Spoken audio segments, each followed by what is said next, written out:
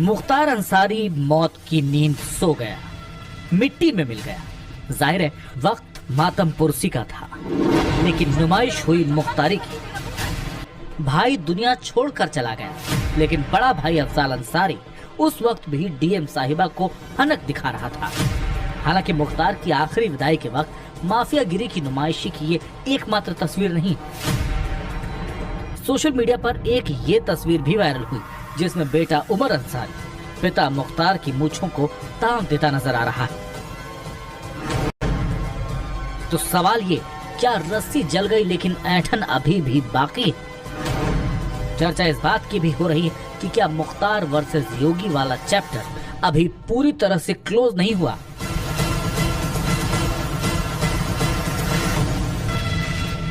आज हम आपको मुख्तार वर्सेस योगी वाले चैप्टर का एक एक पन्ना पलट कर दिखाएंगे, क्योंकि गैंगस्टर मुख्तार अंसारी तो कब्र में दफन हो चुका, लेकिन अपने पीछे छोड़ गया कई कहानियां जिनमें दहशत है, रंजिश है, रसूख है और अदावत भी। और एक ऐसी ही कहानी शुरू होती है साल 2005 में, जब पहली बार हुआ था योगी वर्सेस मुख्तार।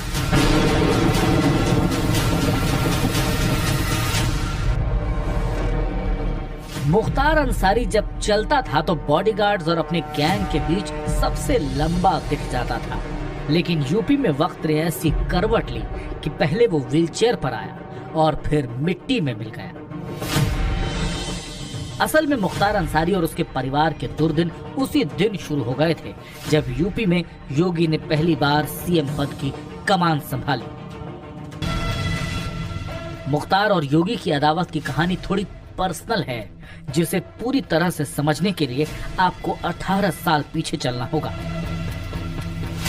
वो साल था 2005, जब खुली जीप पर बंदूक लहराते मुख्तार अंसारी की ये तस्वीरें पहली बार दुनिया के सामने आई। उस वक्त मुख्तार का रुतबा और रुआब परवान चढ़ रहा था। वहीं योगी आदित्यनाथ गोरखपुर के सांसद हुआ करते थे।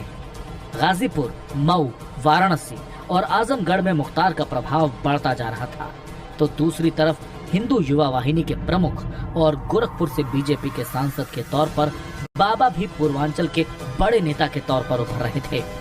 तभी योगी ने पहली बार मुख्तार को चुनौती दी थी और मऊ दंगों के पीड़ितों को इंसाफ दिलाने की बात कही। उसी वक्त योगी गोरखपुर से मऊ के लिए अपने काफिले के साथ निकल पड़े थे, लेकिन योगी को उस वक्त मऊ तक पहुंचने नहीं दिया गया। दोहरी घाट में ही उनके काफिले को रोक लिया गया, क्योंकि उस वक्त ना तो यूपी में बीजेपी की सरकार थी और न ही योगी की कोई खास पैठ। मऊ दंगों के 3 साल बाद यानी साल 2008 में योगी आदित्यनाथ ने मुख्तार अंसारी को फिर ललकारा। योगी आदित्यनाथ ने ऐलान किया कि वो आजमगढ़ में आतंकवाद के खिलाफ रैली निकालेंगे।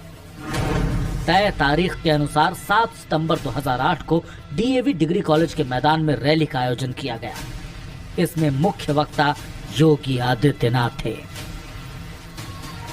रैली की सुबह गोरखनाथ मंदिर से करीब 40 वाहनों का काफिला निकला, लेकिन योगी को आजमगढ़ में विरोध की पहले से आशंका थी, इसलिए वो तैयार थे और जैसा योगी को डर था वो सही भी साबित हुआ। योगी के काफिले पर जबरदस्त हमला हुआ।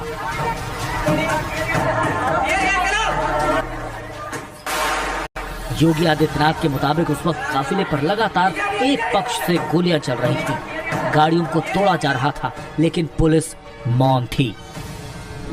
तब योगी ने इस लड़ाई को आगे बढ़ाने और गोली मारने वालों को उन्हीं की भाषा में जवाब देने की बात कही थी। आरोप सीधा सीधा मुख्तार पर था, हालांकि आरोप की पुष्टि कभी नहीं हो पाई।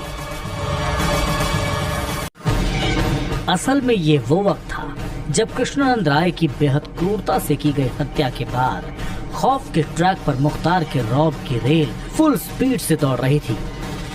मुख्तार अंसारी के नाम की ऐसी दहशत थी कि लोग डर के साए में जी रहे थे। सरकारें एकदम चुप्पी साधे रखती थीं। तब मऊ में सड़कों पर मुख्तार का काफिला निकलता था तो लोग खुद ब खुद किनारे हो जाते थे, लेकिन उसी वक्त गोरखपीठ के सांसद और भगवाधारी सन्यासी मुख्तार को सीधे चुनौती दे रहे थे। मुख्तार किंग नहीं था मगर किंग मेकर था। मऊ, मोहम्मदाबाद, वाराणसी, आजमगढ़ में उसका प्रभाव था। यूपी के करीब दर्जन भर सीटों पर उसका असर था। दूसरी तरफ योगी की अलग छवि थी, कट्टर हिंदुत्व, भगवा चोला। गोरखधाम मंदिर सियासत का बड़ा केंद्र था। अब सवाल यह है कि कर्फ्यू में भी खुली जीप में हथियार लहराने वाला मुख्तार आखिर योगी के सामने कैसे पस्त पड़ गया। साल 2017 से पहले प्रदेश पुलिस के बड़े अफसर मुख्तार पर एक्शन तो दूर उसका नाम तक लेने में कतराते थे। संगठित अपराध का खात्मा करने के लिए बनाई गई एसटीएफ मुख्तार और उसके शूटरों पर शिकंजा कसने में बेबसी दिखाती थी।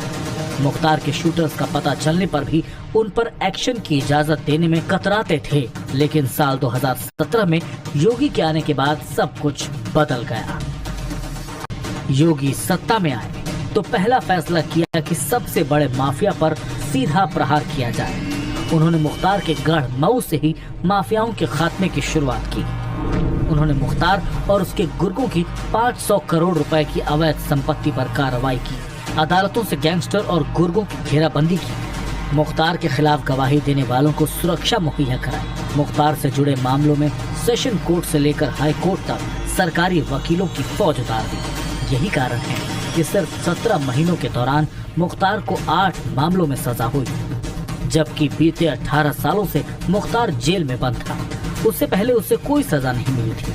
लेकिन कानून का सहारा लेते हुए योगी ने मुख्तार और उसके परिवार की ऐसी घेराबंदी की कि इस गैंगस्टर का खौफ बीते दिनों की कहानी बन गया। योगी राज में मुख्तार से लेकर उसके बेटे और बहू तक कहां से कहां तक किसने कितनी जमीन खरीदी, कहां की जमीन किसके नाम पर ली, किसने कहां कितना ब्लैक मनी छिपाया, किसने कहां कहां से पैसा बनाया, किसने कहां कितना पैसा लगाया।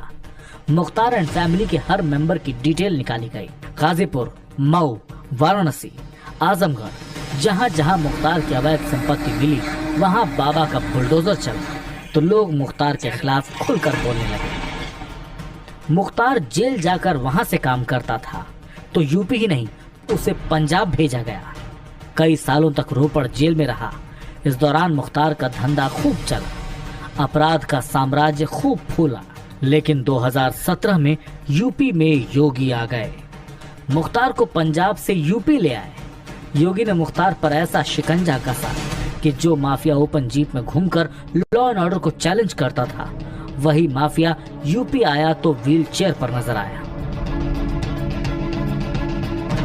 मुख्तार यूपी का पहला ऐसा माफिया था जिसके पास बुलेट प्रूफ गाड़ी और जैकेट थी। लेकिन 6 साल में योगी ने मुख्तार को अर्श से जेल के फर्श तक पहुंचा दिया। सत्ता गई, सियासत गई, हनक गई, रुतबा गया, रुवाब गया और सब कुछ चला गया। आज अतीक की तरह ही मुख्तार के खौफ की कहानी भी अपने अंजाम तक पहुंच चुकी है और इसी के साथ 19 साल पुरानी अदावत की उस कहानी का भी अंत हो गया जिसमें आमने सामने थे योगी और मुख्तार।